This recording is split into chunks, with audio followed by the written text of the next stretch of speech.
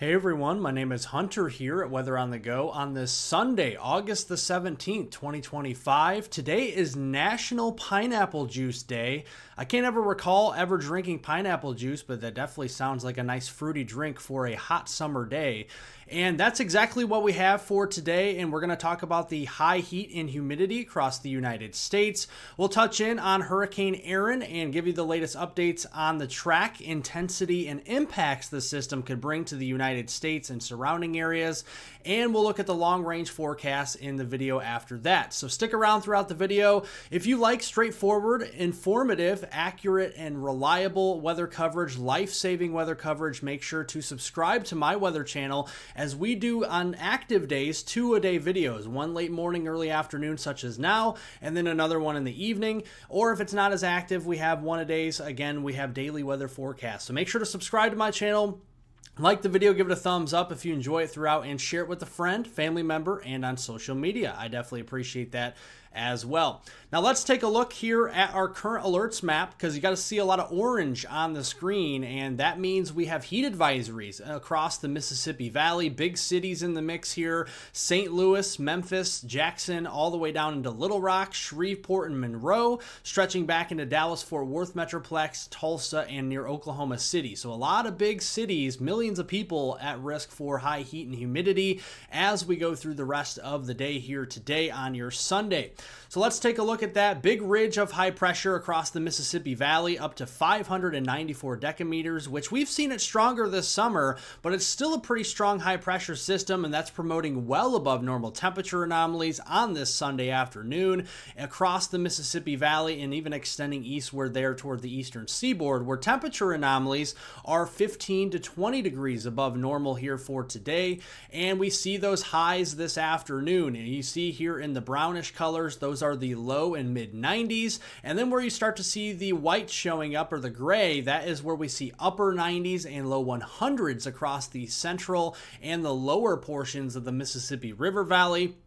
As we go into the afternoon, in fact, heat index readings will be into the 105 range across those heat advisory areas we showed you, including the city of St. Louis, Little Rock, Memphis, down here into Tulsa, Oklahoma City, Dallas, Fort Worth, Shreveport, Monroe, and Jackson. All those big cities, millions of people are at risk for 105-degree heat index readings this afternoon. And then here's where we go tonight. So Monday morning, waking up, heading off to work or school, going to be a mild start to the day, as we have temperatures into the middle and upper 70s, and that means we're going to arrive back into the 90s and low 100s for Monday afternoon in similar areas. Again, St. Louis, Little Rock, Memphis, down here to Dallas, a lot of those big cities, millions of people will be at risk again tomorrow for those 105, even some 110 heat index readings across the lower Mississippi Valley cannot be ruled out as we go into your Monday afternoon. Now let's look here at Hurricane Erin, that is spinning here just to the northwest of Puerto Rico and just to the north of the Dominican Republic here currently. This is a formidable system as we zoom it out here. A very powerful hurricane, was a Category 5 yesterday, with maximum sustained winds up to 165 miles per hour and some gusts getting around 200 miles per hour. It has since dropped back to Category 3 status, but it's still a very formidable system here.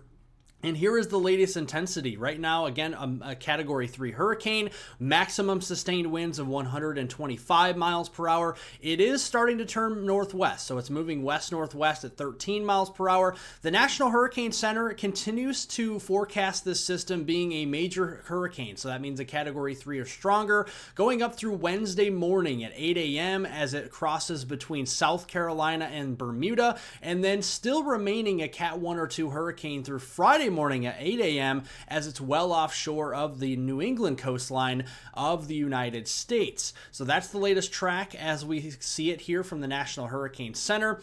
And the intensity guidance here, let's look at the water temperatures. Very warm in the Southwest Atlantic. Where you see these brown and beige colors, that's where water temperatures are in the upper 80s to low 90s, and that is well above where we should be here for this time of year. That's why we see those water temperatures a good 10 to even 15 degrees warmer than what they should be in the Southwest Atlantic. Again, well above the historical average. And that is affecting the intensity of this storm directly, as it will maintain its major hurricane status at Category 3, possibly again getting back to Category 4 strength here as we go through the next couple of days, before gradually tailing off to become a Category 2 and then eventually a Category 1 system, again, well offshore of the New England coastline. And we look at this system here again over the next couple of days, the next 24 hours anyway. It's going to be getting closer to the eastern Bahamas. Again, the center of low pressure, that eye wall, is going to be well to the east of the Bahama Islands as we go into tomorrow. As we go to Tuesday, it's going to be moving up further to the north. Wednesday is going to be coming a little bit closer to the United States. This is when I think some indirect impacts with some significant and extremely dangerous rip current risks and high swelling waves will be crashing ashore of the Carolina coastline, Georgia coastline, and the east coast of Florida. And then as we go into Thursday, Friday, some dangerous rip currents will be moving up into portions of the Mid-Atlantic and New England coastline, even as far north as Maine, even Nova Scotia by the time we get to Friday. So we're going to be watching that very closely. Here's the wave heights and swells. You can see as we go through the weekend, rest of the weekend into tomorrow, near the eye wall, we could be seeing 45-foot waves. Very, very high waves out there. And the eastern islands of the Bahamas could be experiencing 10 to 15-foot waves. Some beach erosion is possible with this system. And then as we go into Tuesday, a lot of those higher waves are going to be crashing ashore the east coast of Florida, Georgia, and the east coast of the Carolinas there. So watching Charleston, Myrtle Beach, up toward Wilmington, and even Cape Hatteras. And then as we go into the Mid-Atlantic, New England coastline, including Cape Cod, as we go into Wednesday, Thursday, and then Friday up there towards Nova Scotia before the system continues to move out further off to the east into the North Atlantic. So that's what we're keeping an eye on here. And in the short term, we are looking also at a 20% chance of development here, again in the western and central Maine development region, right on the heels of Hurricane Erin. Another system could be developing. We'll be keeping an eye on this over the next 7 days. Nothing to panic about with the next system at all. We'll keep you updated. Again, it's just a 20% chance of right now. In the East Pacific Basin, the National Hurricane Center is not forecasting any tropical cyclones over the next week. That includes, again, the next 7 days here in the East Pacific Basin. Now today, we are watching out for the threat of severe weather on the U.S. mainland here in a couple of different areas. One over there into eastern Montana, another area there across portions of South Dakota, Nebraska, extending into Minnesota and Iowa, and then a third area along the I-95 corridor, including Boston, Hartford, and Providence, down to New York City, Baltimore, Philly, and even Washington, D.C., Trenton, New Jersey as well, all included in that. Main risk will be for damaging winds and hail, but a isolated tornado and 2% chance here in green cannot be ruled out across Sioux Falls and into southwestern portions of Minnesota as we go through today. Now going into tomorrow on Monday, another threat for isolated severe weather into the dark green across portions of Montana, down into South Dakota and Nebraska, extending into the Hawkeye state of Iowa, into Wisconsin and northern Illinois. Be keeping an eye on that. The good news is it's mainly a damaging wind and hail threat, and the tornado threat is very low. It's less than 2% in all areas across the United States as we go into Monday. So let's look at the central United States view like we always do. We'll go to the east, and then we'll go to the west after that. In the blue, that is your sunshine or clearing. In the white, that's your cloud cover. In the green, that is your reflectivity of either showers or thunderstorms.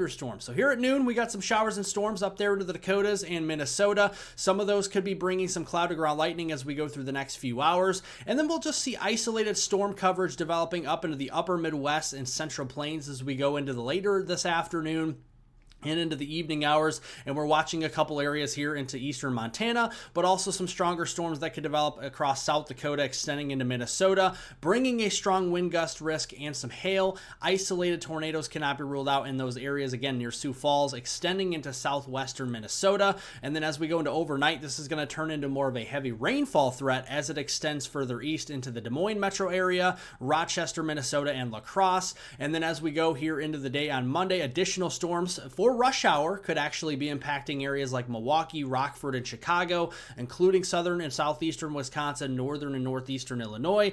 Could be bringing a threat for 60-mile-per-hour wind gusts again, some hail, and potentially an isolated tornado threat in addition to some very heavy rainfall. Into the eastern U.S., we got lots of sunshine down here across the southeast, and that is typical of what you would see with a hurricane getting so close to the United States, although we could be seeing some showers and storms popping up in isolated and scattered fashion across the southeast, extending up toward the northeast as we go into the afternoon. Some of those storms along the I-95 corridor, Boston, Hartford, Providence, New York City, even down into Trenton, Philadelphia, Baltimore, and Washington, D.C., those bigger cities, millions of people at risk here. Could be potentially seeing some strong gusty winds, some hail, and a very low tornado risk. Going into the day on Monday, we'll start with a mix of sun and clouds out there, and then we'll have more potential showers and storms developing, mainly again across portions of the mid-Atlantic. Down to the Carolinas, this will be isolated to widely scattered, so again, not everybody will see these. Into the western U.S. we go here this afternoon. We're going to be watching some storms over the next few hours popping up into Idaho, Montana, and Wyoming, mainly the northern Rockies. Southern Rockies could be seeing potentially some storms, especially down here into New Mexico and West Texas. But other than that, we're seeing plenty of sunshine with sun-splashed skies across San Diego, Phoenix, and Las Vegas as we go into this afternoon. And then getting into Monday, we're going to see lots of sunshine out here across the west, and a few storms could be popping up into Montana. Again, strong damaging winds, potentially some hail will be the main threat. Some storms could pop up in eastern Colorado off the Front Range and down across New Mexico, West Texas again as we go into Monday afternoon, before the storms definitely start to depart and decrease in coverage and intensity once the sun sets there Monday evening. Now, rainfall amounts could be heavy across portions of the upper Midwest, from especially the eastern Dakotas into Minnesota, Wisconsin, extending into northern Illinois. A couple areas could be seeing an inch or two of rainfall through Tuesday morning at 7 a.m., August 19th. So some isolated flooding concerns will be possible, especially if this can come down in a short amount of time. If you get a bigger storm complex or a storm to sit over the same area for a long period of time. So there is a slight risk for some flash flooding across much of Minnesota, including the Twin Cities area, into western Wisconsin, including areas there near La Crosse and Prairie du Chien. And then extending into Monday, we're looking at areas of south central Wisconsin, Madison, Janesville, Monroe, extending over there toward Kenosha, Racine, and Milwaukee, and then extending along the I-20 corridor there, Highway 20 corridor in northern Illinois, Freeport, Rockford, and Waukegan. Could be seeing some heavier rainfall with a slight risk of flash flooding going into Monday tomorrow.